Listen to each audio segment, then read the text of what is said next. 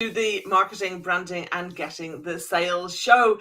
Today I'm very excited. We have with us a special guest and some other people who are coming in as well, so it's going to be very exciting. Our topic today is cold calling clinic. Now, I know this is something that fills some people's hearts with dread when they think about picking up the phone and calling someone that they don't yet know. Or perhaps it's, maybe not even that cold, but you're concerned about the sales part of it, or getting appointments, whatever it might be. So we have two experts with us today to help with that. Our usual panelists, Stephen Lerman, and also we have Helen Tebay. So let's just, before we dive in, let's do some quick introductions. Stephen, I'll come to you first. Good morning, everybody. My name is Stephen Lerman from Chameleon BDS, Outsourced Business Development Service. So for people that don't have the time, don't like to, or are afraid of picking up the phone to make those phone calls, you can talk to me and I will do it on your behalf. Fabulous. Thank you. And Jess, our other usual panelist, please introduce yourself. Morning, everyone. So for those of you that don't know me, my name is Jess. I work with businesses through my 6-step brand loyalty process to make sure that your business is attracting more of them loyal customers that keep coming back and keep spending with your brand, so then you can increase your profits within your overall business.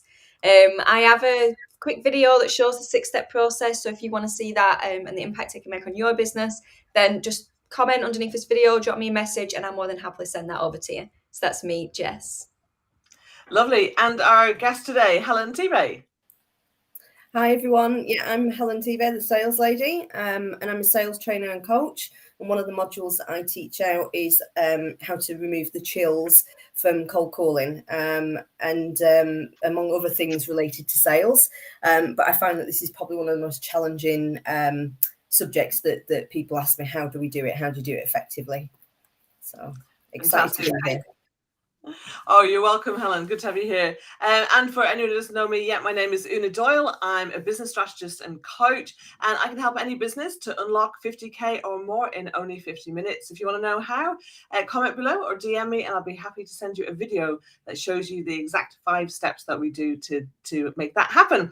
All right, well, let's dive into today's show. So I know that both Helen and Stephen have got some tips to share with us, and we also have one of my team members actually has made herself a willing guinea pig to do some role play as well, and maybe Helen will do some. We'll see how things go and timings and all of that.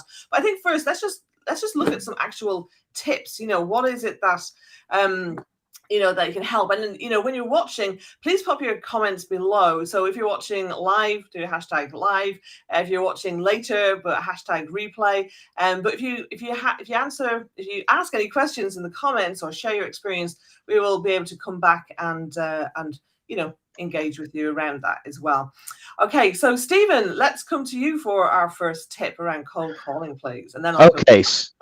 Thank you, Una. So I did have 10, but I've actually got 11. And the most important one to start off with is smile when you dial, as somebody once said to me. I just say it's important to have a smile on your face, because if you've got a smile on your face, when you talk to people, it resonates through the telephone and people can tell when you're talking. So, hi, Una, this is Stephen Lerman calling from Chameleon BDS. Sounds a lot better than, hi, Una, this is Stephen calling from Chameleon BDS. You can actually hear it in your voice, and it sets the tone of the conversation at the very beginning. So most important, number one, have a smile on your face when you pick up the telephone. Irrespective of what's going on in your life, you have a smile on your face and you start and you hit the ground running.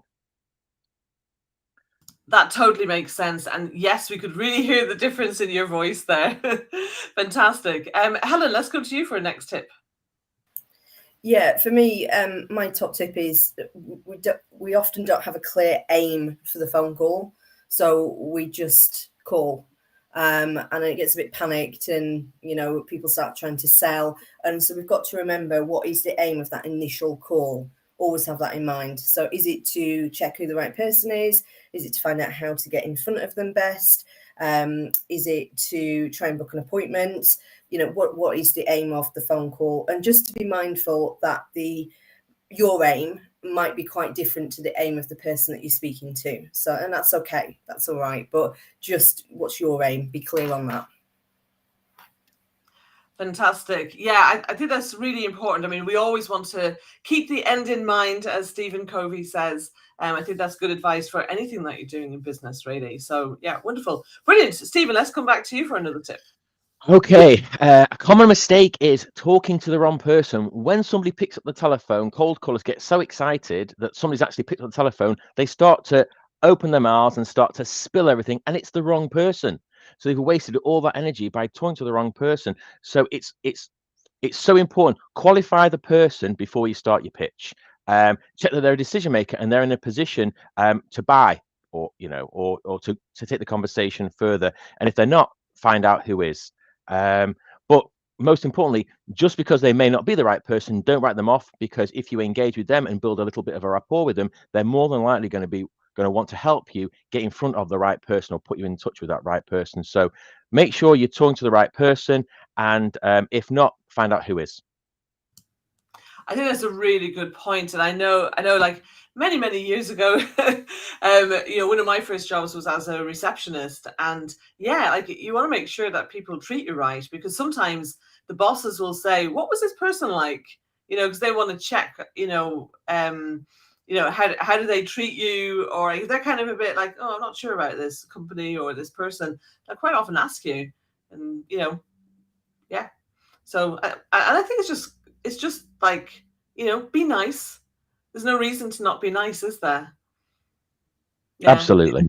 Yeah, I think sometimes people feel a bit pressured and they forget about who's on the other side of the phone. They're just a person, they're a human being just like you are. So yeah, fabulous. Okay, great. Helen, have you got another tip for us, please? Yeah, sure. So if we can try and avoid, I'm sorry for bothering you.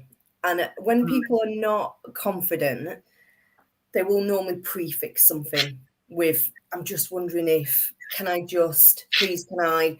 And these are all kind of closed questions where it will result in usually a yes or a no. So we just need to be really confident in what we're doing. So instead of, I'm sorry for bothering you, I realise I might have called unannounced. I'm looking to speak to Joe Blogs, so that you're kind of acknowledging that, but we're not asking a question. We're just going to, a statement, I'm just looking to speak to, and then not, is he available? Is she available? Just stop, So definitely try and avoid, I'm sorry for bothering you, because you might not have actually bothered them, but by saying that, you've kind of put it in their mind that actually, yes, I was in the middle of something. So yeah, that's my tip. Great, planted that seed. Brilliant. Yes, thanks, Imran. It's a really good point. He's saying it's always a useful refresher, especially if you haven't done it for a while. But even if you have, it's actually really easy to become complacent and forget what we know. And we think we know something, but we're not actually doing it. We're not actually doing it. And as the wise Yoda said, oh, actually, I'm just getting this wrong now. Is it? Oh, yeah. Was it Yoda? To know is to do, not to do is not to know, or something along those lines. I've completely messed that up, haven't I? Oh, well, there we go. So tip number 4, avoid, I'm sorry for bothering you, or things of that ilk. Fantastic. All right, well, let's do one more tip, and then let's bring Mia on the call and see what questions she has, because she's right at the coalface doing this kind of thing right now. So, Stephen, over to you for another tip. Okay, so there's kind of 2. So just to follow on what Helen said about, I'm sorry for bothering you and asking closed questions. So always ask open-ended questions, because that will engage the prospect more. So avoid questions that will incur a yes or a no answer, and ask them questions that will allow them to open up and tell them what their problems are, what their issues are, what their concerns are, and enable you to engage in a further conversation. But a big thing is not listening. So we're quite... and I've done this myself in the past. So excited about getting someone on the phone, you start talking, you just go, you're whittering on, and then you ask a question and you don't listen to the answer. So what is the point? And you've got that person on the phone, they've said yes to the phone call, they're talking to you, but then you go off on a tangent, and then you don't listen to what they have to say. So they might be asking you a question, they could be telling you that they're interested or they're not interested. and you want them to take away something positive from the call. But if you're not listening to them, then it's been a waste of a telephone call. So listen, I was always told you've got 2 ears and 1 mouth. You should use them in that order.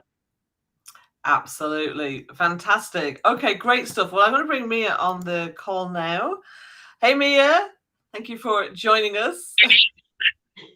Hiya. Great stuff. So you've heard what's been going on with the tips that Helen and Stephen have been giving. Before they kind of dive in, do you have any questions for them?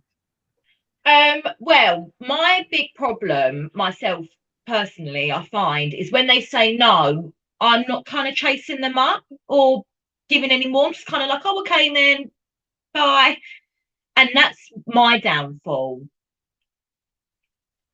So is there any way to kind of get around that, or without feeling like I'm pestering them? Because that's how I start to feel almost.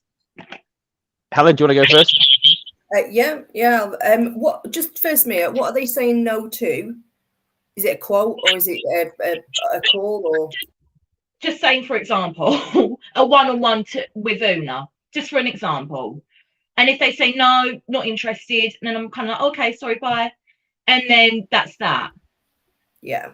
Well, first of all, who wouldn't want a one-to-one with Una? She's ace. But not everybody's in that position to sort of think and understand. And of course, initially, we've interrupted someone's thought process. So if you think of your day when you're doing things and then someone rings, you're not always ready to receive that information. So the natural thing for the brain to do is to bat it away as quickly as possible. And usually I haven't got time, or I can't prioritize that right now. So a good question to ask is that's fine. I realize I've called, unannounced. When is a good time to have a look at this?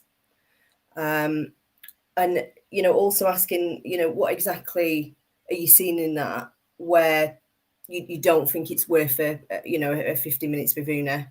What is it that you're seeing that just tells you it's not for you? What makes you say no? Just get curious. I'm just wondering, without asking why, because why is a little bit can come across a little bit aggressive or accusatory. Well, why not?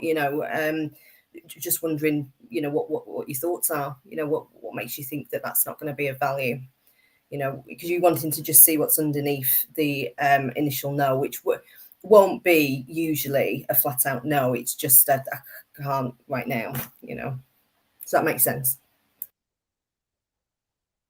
Following on from that, another tip which goes alongside that is, instead of asking if they're free for a one-to-one, give somebody a couple of dates or 2 or 3 dates and times. More than likely, they will pick the last one.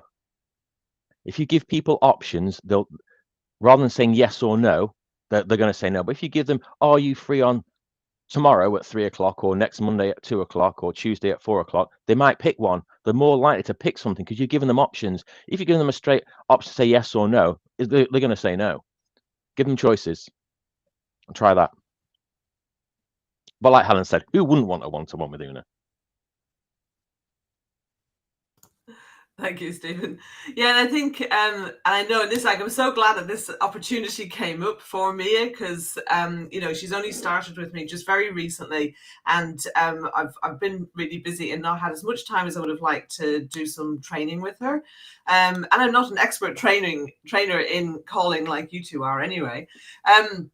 I just, I actually wonder about the whole structure of the call, and that's why, I think doing some role play would be really interesting to see. Like I've given Mia, some clues, some things to say and not to say, and things like that. But I think the structure of the call, like getting to the point where they say no, what happened before that? Like when I'm talking to clients about their sales process, like to me, the yes or the no happens way before. So I think it's the same in a call. It's like, well, how's the call being opened? What's happening before the question is being asked? Those kinds of things. I mean, what do you think? Should we do a bit of a role play, or do you want to ask some questions first, Stephen? What's your thoughts? We could ask some questions first.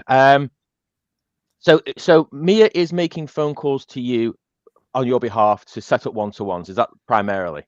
Yeah. Yeah, there's two different scenarios. So she's inviting people to a networking event that I attend to. So people who I would like to come as guests, so that I can get to know them better, and perhaps I've got people I'd like to introduce them to. So that's one thing that she's doing. And then the other thing is I've a lot of people who, I've spoken to. So some are past clients.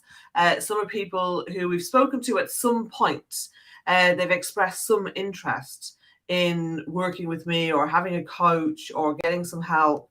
But for whatever reason, it never happened at the time. So she's going and reconnecting with those people as well. Okay, so let's go with that scenario. Reconnecting with people that have expressed some type of interest but have never pursued it further for whatever reason. So Mia, when you're talking to them, what's the first thing I would say is, hi, it's Mia. I'm calling from Una Doyle's office. Do you have a few moments to spare? Okay. Don't worry about writing this stuff down, Mia, because it's all recorded. Yeah. Get it afterwards. Because like Helen said, never apologize for picking up the telephone and interrupting somebody's day, but ask them, do you have a few moments to spare? And if they say, well, no, say, when would be a convenient time to call? Are you free tomorrow at 3 or Friday at 4 or something like that? So give them options, and they might come back to you and say, okay, now's a better time. See, that's where I think I've been going wrong as well, my opening lines, because I've usually just been kind of going, hi, I'm phoning on behalf of Una Doyle, and then blah, blah, blah, blah, blah. I'm going straight into it rather than, oh, is this a good time? Would this be good for you? Would this work for you? I'm just going straight into it. Yeah, absolutely. And then give people a chance to respond, and then ask them how they are. It's got to be more conversational. Generally, people want to buy, they don't want to be sold to. So I always try to avoid the sleazy salesperson approach and make my conversations or my interactions much more conversational. Something funny always happens to me on the telephone. I'm talking to people and people always laugh, and it breaks the ice, and they ask how people are, how's their day. If you can hear kids in the background, say something that will relax them. Okay. So they know, even though they know it's a sales call, they'll be a lot more relaxed and a lot more engaging. So ask them, say, have you got a few moments? And if they say yes, say, okay, brilliant. And then start off by saying, you recently engaged with Una at whatever time, whatever day it was, but nothing transpired further at that time. Was there any particular reason why you decided not to proceed? Okay, and they might tell you they were too busy, they didn't have the resource, whatever, and say how. And then obviously we've been in a pandemic, so it's a great opportunity to talk about what's gone on over the last 18 months. See how business is. How have they coped over the last 18 months? As the business, have they got busier? Have they had to lay people off? Are they looking to re-engage with everybody now that we're through the pandemic? And just what you want to do is ask some open-ended questions. Okay. Oh, you've gone all fuzzy. I can't see you properly. And see what they come back with. That would be my first tip. What do you think, Helen? Yeah, I agree with you on that. And I know the sales world is a little bit divided in asking if you've got a few minutes, but I have always got better results from doing that, because there is no point in ploughing ahead when someone's just about to walk into a meeting, they're picking their stuff up, they're thinking about that, and they're just wanting to kind of get you off the phone, because now really is not a good time. So it always pays, I think, in the long run to ask, have you got a few minutes? Some people say, well, everyone just says no, but they don't. Generally, they don't. I don't know what you find, Stephen, but most people like, go and then what is it? And definitely the specifics. We did a proposal for you. You had a call with Una or whatever back in October. End of October. Whatever it is, be specific, because it'll start to reactivate a part of our brain called the RAS system, which goes and looks for evidence. So it'll start looking and thinking of Una, October, phone call, it'll start that going. So yeah, really good points. I'd agree with all of them. And like you say, have that aim. The aim is to reconnect and get that call booked in, or whatever it is, chase the call, whatever. Yeah. And then I would, and Una, if you're still doing that 50K in 50 minutes, and if you're, what you want to do is you want to engage with them to the point where they're interested. So generally, people like something for free, or what they perceive as a freebie. So if you want to engage with them with that 50K in 50 minutes, you could lead with that. Well, that 50K in 50 minutes is actually a paid for session. Okay. Yeah. So I did, when I first started doing it, I did some free ones to just, kind of get some testimonials and practice and all of that. But I think what we could say though is, because like a lot of these people, I haven't been in touch with them. I mean, they probably have had some newsletters and things, but some of them are they're quite old. Now it's been a while since we've spoken to them, and so my business has changed hugely in the last year or so, like massively. I have got resources now that I didn't have then. So I have free training videos, like, so for instance, the 5 steps to double your profits training video. Perfect. Yeah. So there you go. So you've got something. So the last time they engaged with Una, none of these resources were available. So you could say, I don't know if you're aware, but Una's business has changed dramatically over the last 12 months. She's now got free content, or I don't know if you remember if you signed up to her newsletter or anything like that, but she's now offering free training videos, or whatever it is that you're offering. Can we sign you back up? I think you will see some value in this. And then what I'd like to do is give you a call back after you've had a chance to look at some of these videos and see if there's an opportunity to set you up with a call, a no obligation, right, Una? No obligation call? Yeah. No obligation, no commitment call. Have a chat with Una and see if there's an opportunity for you guys to work together. You want to keep it light. There's no pressure. Okay, there's absolutely no pressure. Because if you're relaxed and you put the ball in their court, and no matter how the conversation finishes, if you say thank you, it's been great talking to you, they're more likely to remember you the next time something happens, and they're like, oh, I need some help, Una. Yeah. So irrespective, they say no, they're horrible to you, or I've not got the time, or okay, thank you very much. I'm really, I appreciate your time. I look forward to speaking to you soon.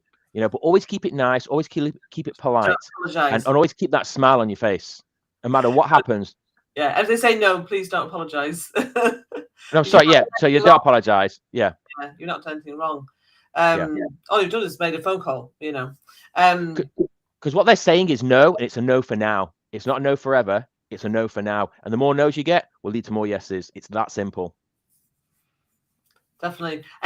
So I got a question, Stephen. So we've talked about how Mia can open, and we've talked about an offer that she can make of a way to add value that might re-engage them. What about actually asking them how their business is going, and like how things have been for them? Should she do that first before making that offer? You know what?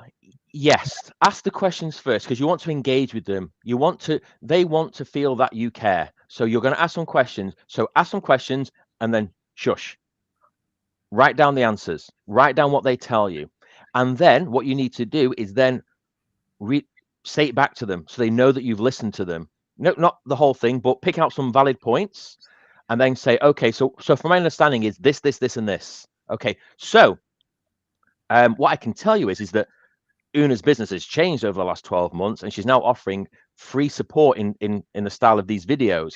Can I interest you in signing you up so you can see the content? And then what I'd like to do is have another conversation with you in about a week or so. When would be a good time to chat and give them some dates? Yeah, it's not always going to. Yeah, but I was just going to say, what just popped in my head. Apologies for interrupting. The other thing that occurred to me is if people were saying, "Oh, I can't afford to work with Una," it's too expensive. I do actually now have a membership that they can join that's significantly more affordable than my group or one-to-one coaching. So I guess that's something else as well that you don't necessarily, I wouldn't give details necessarily at that point, but you could say Una does also now have a broader range of offerings. And for some people it might be that they wanted something more, for a while I was really only doing that group. Now there's the membership level, there's the group coaching level, which is not like most other people's group coaching. It's very intense. They get a lot of help and support. And then the private coaching, where people want to kind of have more access and more hands-on help with their business. So I guess there's a wider variety there than maybe if they spoke to me a couple of years ago or a year and a half ago, before I had some of these things in place. Then the landscape has changed a lot, and who knows what's happened with their business as well. Absolutely.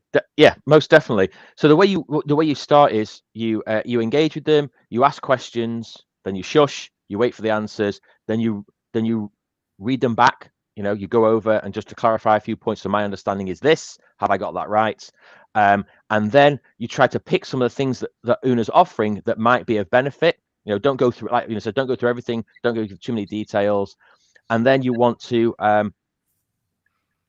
give them time to think about it. Don't try and close too soon, because if you've just given them a load of information and then you try and close, they might panic and shut down.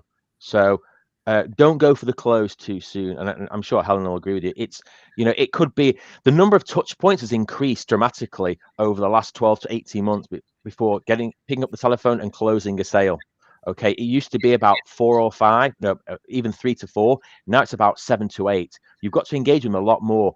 And then they start to remember you. And like Helen says, the RAS, the reticular activator, which will, it will, God, Una, I've seen that. So they see the emails from Una. They've had a phone call from Mia. They might see some content on LinkedIn or whatever social media. They start to remember. And then when you pick up the phone again, they're like, oh, Mia works for Una.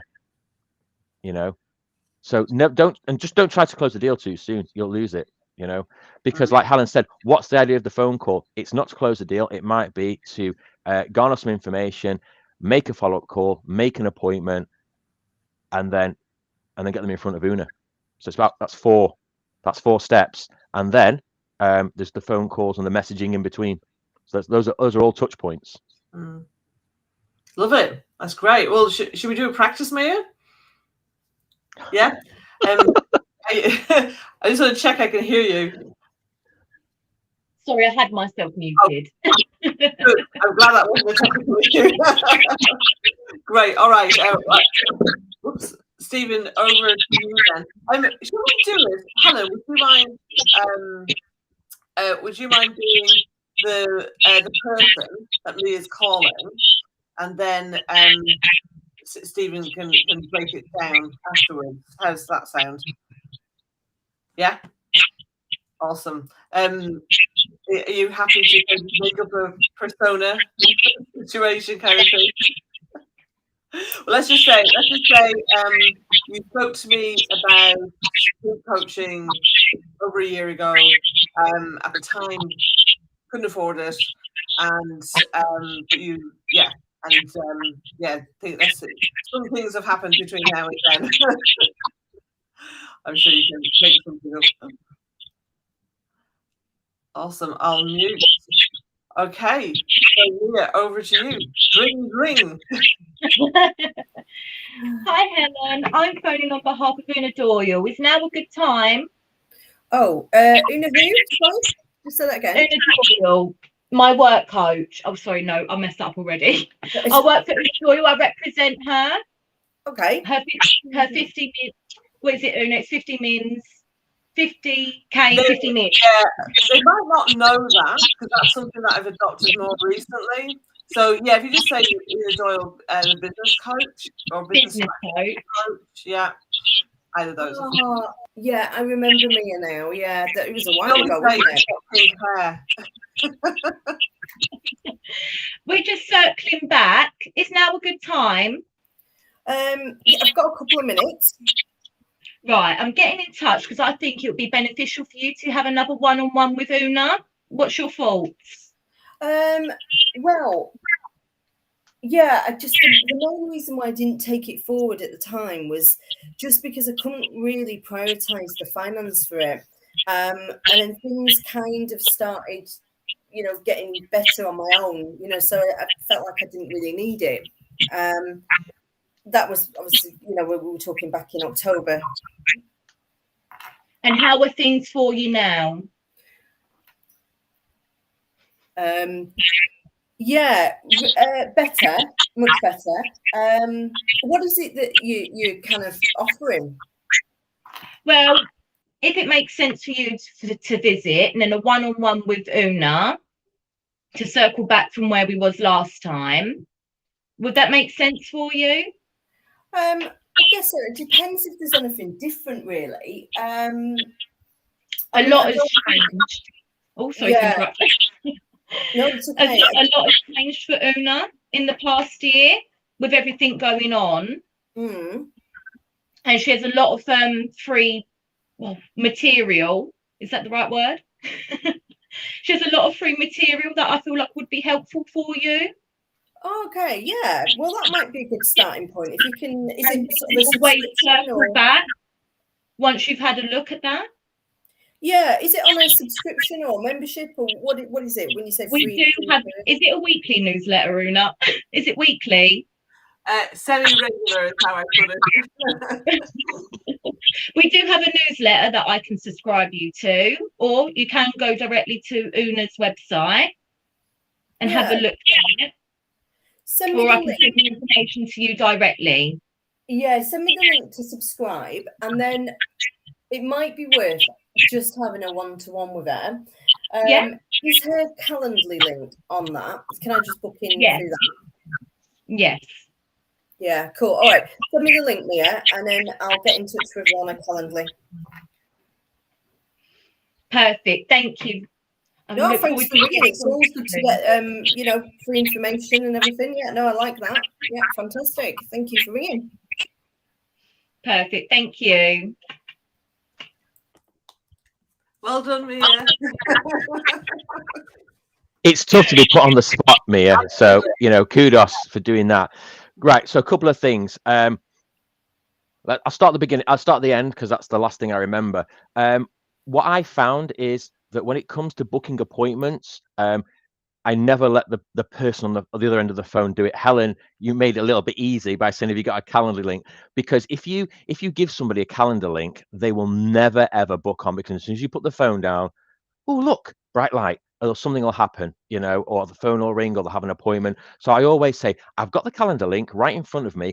Can you tell me what dates are most convenient for you? So that's number one. But that's a simple mistake. And honestly, once you do that and you start doing it a few times, you'll remember it. And always have the calendar link open so you can say, right, she's got availability on Thursday or whatever day. So that number one. Open-ended questions, which you did. You asked open-ended questions, which is brilliant, because the last thing you want to do is give Helen an opportunity to say yes or no, and then she'll put the phone down.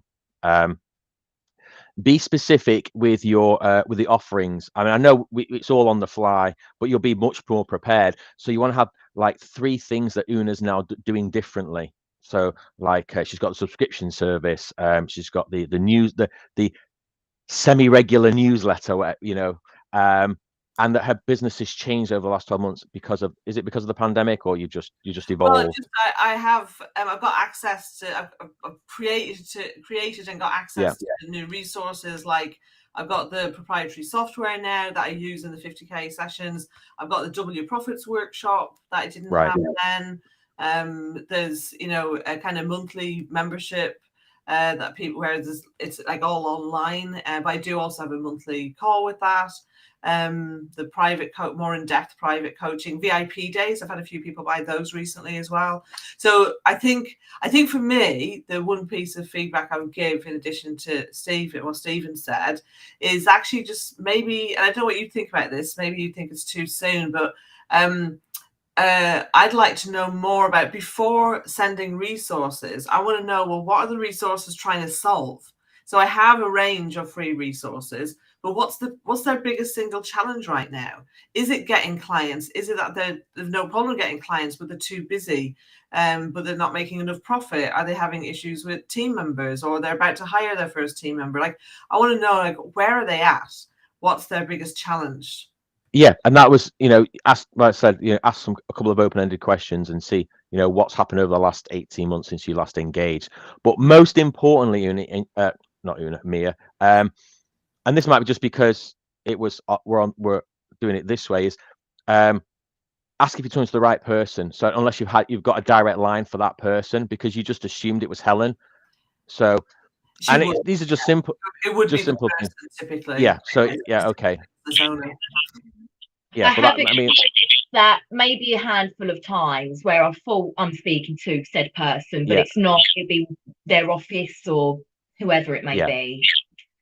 So it makes sense. It's just a small thing, but yeah, just clarify you're talking to the right person. I don't know if you did that or not. But yeah, other than that, Mia, for being live on the internet, that was great. Honestly, new to the role as well. Yeah, absolutely. Brilliant. Really good, really good. You had really nice tone and pace, and that's always good because people rush sometimes. So yeah, it's been really helpful. I was really like, oh my god. One of the things I love about Mia is that she just goes for it, even when she feels a bit nervous, and I think that's a great quality. Yeah, it's especially with this kind of task, because you just got to kind of give yourself up in this process, if this makes sense. And it's not really about you, even though in your head it feels quite impactive. It can feel like it's caught here a little bit, and that I've got to get this right. And if it'll take first 10, 20, 30 calls before you start getting a little bit of a rhythm of what works well and what doesn't. So, just take a little bit of pressure off. And also, sorry, go ahead, Mia. The first call I kind of done for Una way back then, I was just like, I found it hard to kind of had it all written down in front of me. I tried making sure that it all came out clear, but the second that person answered the phone, I was like, and my mind just went blank. It's all right. It happens. But remember this, as far as the other person's on the phone is concerned, you're the expert. They don't know what you know and don't know. Okay. So you have that air of not ignorant, but they have that air about you that you're the expert. They don't know you're a newbie to Una's team. Yeah. So you're the expert. Really good point. Yeah. Think about that as you pick up the phone and smile on your face, say, "Hi, may I speak to Helen T-Bay, please?" Or whoever it is, just it's all about confidence. You'll get that as time goes on. But and once you master it, you'll be like, I don't know what all the problem was, honestly. Yeah. And there's no shortcut to this, as you've just said. People like, when I have a script, then I'll feel confident. When I have X, then I'll feel Y. You can't have it like that. It just doesn't exist. You have to take the action. There's no shortcut. People are always like, I'll just wait till I've got it right. I'll listen to people. And that's fine. But you've got to take the action, because that's the only way we learn in anything. I mean, Una will tell you that as well from a coaching point of view. It's all about the actions that you set after. So you're doing exactly what I would be doing, and exactly the right sort of stuff really to learn. So well done. And don't be disheartened with a no. It makes no difference. Absolutely. And look, here's the thing, Mia, is that if someone isn't ready to engage with me, that's totally fine. I only want to be working with people who are committed, they're ambitious, they need my help where I can actually make a difference. And if they either, for whatever reason, aren't ready, or maybe they're working with someone else, or maybe they just don't feel the need right now, it's totally okay. There's nothing wrong with that. All we're doing is just checking to see what's the current situation. Can we be of help? If we can't, no problem. Thanks for your time. It's all good. So there's no, and I think that's one thing that's really important, and maybe is a bit different. And I know I was at an exhibition in November, and I was talking to a salesperson who'd moved from one company to another, and one of the key reasons why he'd moved was because there was so much pressure from the other company, and they were, he wanted to build relationships and have conversations and actually get to know people's situations, and he wasn't really allowed to. He was being pressured to only spend so much time on the phone. And actually, many, many years ago, I used to do telesales, right? And I remember being frustrated because I had really good numbers And then, but what they were doing is they were trying to get me to have more calls. Okay. And I was kind of like, yeah, but I can't have the same quality of conversation if I make more calls. So my sales are going to go down. So it's interesting, isn't it? Like, you know, you've got to kind of work with things. So we're going to wrap up. Before we do, I just want to, like, Jess, like, you know, you've been like me, kind of engaging and listening to what's been going on here. I'm just wondering, what's your thoughts? Like, what have you learned? What can you take away? Or do you have any questions? You know, before we wrap up. So much. Like, I'm going to look back through this recording after and kind of make some proper notes, because it's been really valuable, and I feel so grateful to have like a front row seat, if you will, as well, to kind of watch it all unravel. So it's been really valuable for me. One comment that I would love to make is when Stephen was talking about touch points, you know, making sure your brand is aligned to all of them touch points, so then they can all, you know, resonate, become memorable, and things like that. But something that I wanted to ask, if we had enough time, was the follow-up is something that I do kind of, I'll end a call and I'll beat myself up going, I'll beat myself up, I shouldn't really say that, but, you know, I kind of go, I didn't follow up right, or I didn't ask to book a time in when I should follow up.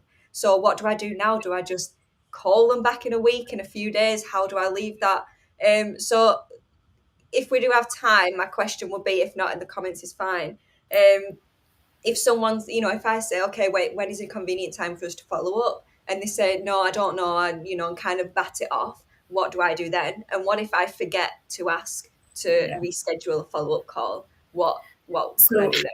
If you forget to schedule a follow-up call, as soon as you remember in that moment, take action, just give them a call.